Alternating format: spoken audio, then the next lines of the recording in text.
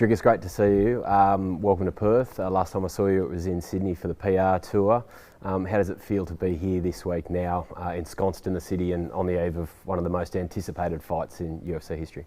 Yeah, man, absolutely amazing. I'm really happy that I didn't have to fly all the way to Sydney, do a layover in Perth. It's quite a quick flight from South Africa to Perth. I mean, it was an 8-9 hour flight direct. Feeling great. I mean, the city's been amazing, the people's been amazing, and I can almost feel in the city, anybody you talk to, people are super excited for this event. It's going to be cool. Take us inside the last 6 weeks of your camp. What's been the focus, and just what have you been honing in on in these last couple of weeks? Yeah, I mean, I've known that I was going to fight on this date for quite some time. Whether it was going to be Israel Adesanya, who you originally didn't want to fight in Australia at all. I'm assuming it has something to do with the Strickland fight and the crowd not really getting behind him. But for me, it didn't matter because we knew that the Springboks are playing and the UFC wanted to make it, I wanted to make it happen. And it was basically a done deal quite some time, a couple of months ago, that I was going to fight on this date in Australia. So I've been preparing for this fight. It wasn't necessarily to prepare for Israel Adesanya. And as soon as we heard 8 weeks out that it's definitely Israel Adesanya, we just, for me in preparation, I don't change my whole game for one specific opponent, but I mean the tweaks needs to be made depending on who you fight. And we basically just did what we had to make sure that we fight at our strengths and look at exploiting, I wouldn't say weakness, because at this level you don't really see weaknesses. You see gaps, you see a mistake, and making sure that when the opportunity arises or when the opportunity is created, it's a very small window to take that opportunity and finish that fight. What are the specifics that Israel Adesanya presents in the octagon? Well, I mean, it's just his record speaks for itself. The big match temperament. This is his 12th consecutive title fight. So I think his biggest attribute right now is the fact that he's seen it all. He's been there for such a long time. He's used to being to headline a fight. He's used to being in these big fights. So that's not going to be at all something new for him. And then, of course, winning these big fights, he's been really successful. Not maybe in his last 5 outings, but that consistently, but over his whole career. His experience is something that will always be a benefit. And then, of course, everybody knows what's his niche, what's his strong point is. He wants to be on the outside, he wants to strike, and even when he comes into the pocket, he's a striker. That's his area of expertise. That's where he wants to be, and he does not want to get taken down. So we've seen this, and he has incredible takedown defense. So just trying to take him down is not the option. We've seen many guys try. It's about going out there and seeing the holes in the things that he does great, where he's most comfortable, and exploiting those holes. Talk to me about your self-belief and how it's grown with every victory inside the octagon. Yeah, self-belief, I have to say, before even stepping into the octagon ever as a UFC fighter, I always believed and trusted, like I'm assuming every fighter, that I was destined to be a champion of the world. And I honestly believe that since I started the sport. I was only thinking of myself as a champion one day. And then you get to the UFC and you kind of feel small come the debut. I stepped into that octagon on Fight Island. And even though I was mentally so ready, I've been visualizing this, I've been seeing this in my mind's eye for so many years. But still, when I stepped in there, the moment was so massive. And the fight was over in 2 minutes. And next fight, same thing. I had a round and a half. Fight was over. Third fight I came to UFC, it was a brawl. I mean, it was my first decision ever, and an absolute war of a fight. And that helped me a lot because I went to decision. For the first time, I knew I had that. It was an absolute banger from the word get-go, from the first to the last round. And I didn't only have that finishing ability early in the fight. It was the first time I went past the third round, or all the way to the end of the third round. And that gave me that confidence. And then starting to fight into the top 10, top 5, and ultimately fighting for a number 1 contender spot. So once you beat a guy in the top 5 or a number 1 contender who's been there, in a guy and Robert Whittaker, a legend like that, who hasn't been beaten in a decade, by anyone else than the champion. And you go out there and you put on the performance that I did. You know, like I said, the self-belief's always been there, but it does something where you always, before going out to a fight, you think, I really need to win this fight. This is a big step up. This is a big step up. And once you win that fight, you not only, I won't say realize, but not only is it the belief, it's now been confirmed that you belong at the top of the pile, that you are the best in the world.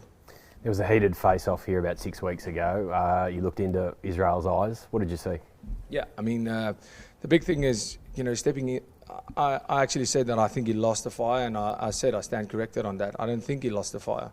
I just think his fire is insignificant if you compare it to mine. I think I have a fire in me that you know, you wouldn't even see his, and that's what I see. I have to be honest with you. I saw a man trying to convince himself how badly he needs to be here, how badly he wants to be, still wants to be here, and still wants this, and that's unfortunately something that you can only answer once that the door closes, because you can convince yourself all you want in the opening exchanges, first round, maybe even second round, but when the going gets tough, when we're going to that dark place, that's where checking out becomes the easier option, and that's where I thrive, in those dark moments. There's been plenty of tension in the build-up. You've said some stuff, Israel's fighter back, some back and forth. Do you use that now as fuel to fire up your aggression for the weekend, or do you block it out? No, I don't need that kind of fuel. No, my fuel comes from within. My passion, my desire to be great. That's the only fuel I need. I don't get fueled by any outside forces, not at all. Nothing anybody says, nothing anybody's done. That's not what fuels me. You know, to go out there, put on the performance, and go out there and, you know, fighting and being the best in the world, and eventually being seen as one of the greatest to ever do it. That's my fuel. You have 19 finishes in 21 wins, the most significant strikes landed per minute in UFC middleweight history. What do you think that says about you as a fighter? Yeah, I mean, I guess it goes. You know, I've been getting so much critique for a gas tank, and now it's actually listed as one of my strengths. You know, being able, you know, having incredible cardio. So I mean, it puts you in two minds. But you know, the one thing I've always said, even when I was getting the critique on cardio and all that, is look at the output. Now, it's easy to look fresh at the end of a fight or halfway through a fight if you're not really, you know, delivering the output, and that's something I do. I go out there to fight. The one thing people don't realize, look at my opponents. For some reason, they also always look that tired, because when I'm delivering that kind of output, you have to match it. You have to, or at least try and match it. And I believe that's what it says. I go out there, and every time I've never said that it's going to be a war, and it's not. I've never had a boring fight in my life. I can vouch for that for sure.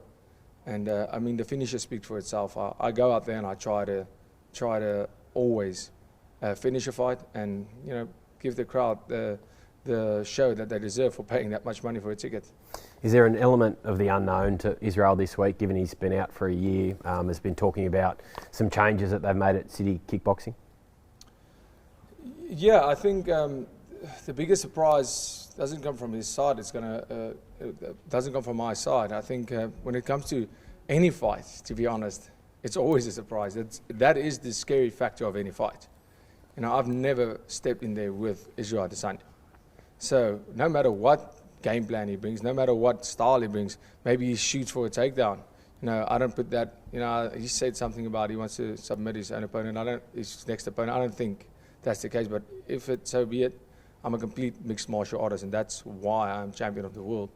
But if he comes out and fights the same style that he always does, you have to assess that in the fight and then act accordingly. If he comes out, stands in the middle and decides to be, you know, make it a fight like we haven't seen from him, of brawling, throwing big shots, coming out guns blazing, I have to adapt to that situation, and I'm ready for that.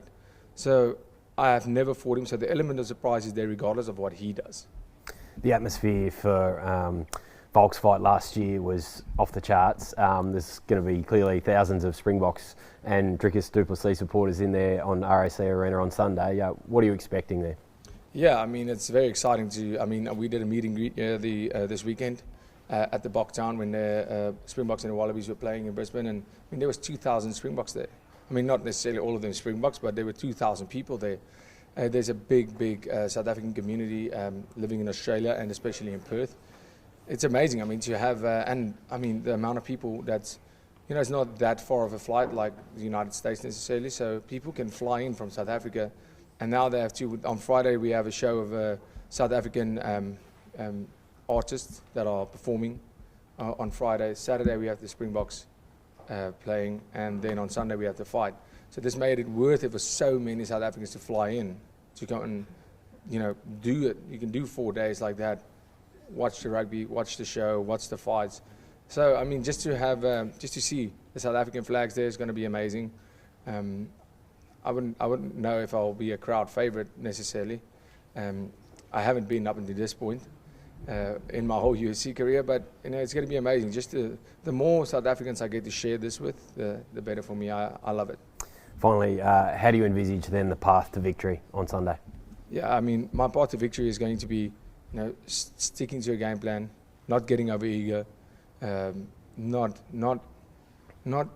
playing into his style. I know that's what they're waiting for. I know they want me to go get over ego, get caught, and you know, stick to the plan we've made. There is a way to beat him. He has been beaten, and it's the part that's how you beat him. He's been beaten like that before, and not stepping into at all, stepping into his game, staying in control of that fight, and that's the way I do things. Good luck. Thank you so much. Sure.